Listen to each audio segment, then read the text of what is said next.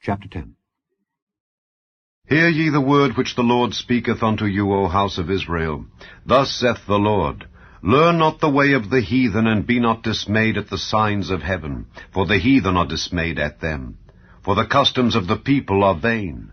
For one cutteth a tree out of the forest, the work of the hands of the workmen, with the axe. They deck it with silver and with gold. They fasten it with nails and with hammers, that it move not. They are upright as the palm tree, but speak not. They must needs be born, because they cannot go. Be not afraid of them, for they cannot do evil, neither also is it in them to do good. Forasmuch as there is none like unto thee, O Lord, thou art great, and thy name is great in might. Who would not fear thee, O King of nations? For to thee doth it appertain. Forasmuch as among all the wise men of the nations and in all their kingdoms there is none like unto thee. But they are altogether brutish and foolish. The stock is a doctrine of vanities. Silver spread into plates is brought from Tarshish, and gold from Uphaz, the work of the workman and of the hands of the founder. Blue and purple is their clothing. They are all the work of cunning men.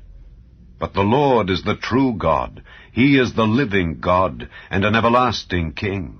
At his wrath the earth shall tremble, and the nations shall not be able to abide his indignation. Thus shall ye say unto them, The gods that have not made the heavens and the earth, even they shall perish from the earth and from under these heavens. He hath made the earth by his power, he hath established the world by his wisdom, and hath stretched out the heavens by his discretion. When he uttereth his voice, there is a multitude of waters in the heavens, and he causeth the vapors to ascend from the ends of the earth. He maketh lightnings with rain, and bringeth forth the wind out of his treasures. Every man is brutish in his knowledge. Every founder is confounded by the graven image. For his molten image is falsehood, and there is no breath in them. They are vanity and the work of errors. In the time of their visitation they shall perish. The portion of Jacob is not like them, for he is the former of all things, and Israel is the rod of his inheritance. The Lord of hosts is his name. Gather up thy wares out of the land, O inhabitant of the fortress, for thus saith the Lord, Behold, I will sling out the inhabitants of the land at this once, and will distress them, that they may find it so. Woe is me for my hurt, my wound is grievous. But I said, Truly this is a grief, and I must bear it. My tabernacle is spoiled, and all my cords are broken. My children are gone forth of me, they are not.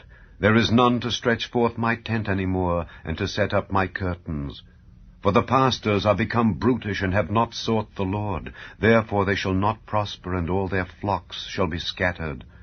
Behold, the noise of the brute is come, and a great commotion out of the north country, to make the cities of Judah desolate, and a den of dragons. O Lord, I know that the way of man is not in himself. It is not in man that walketh to direct his steps. O Lord, correct me, but with judgment.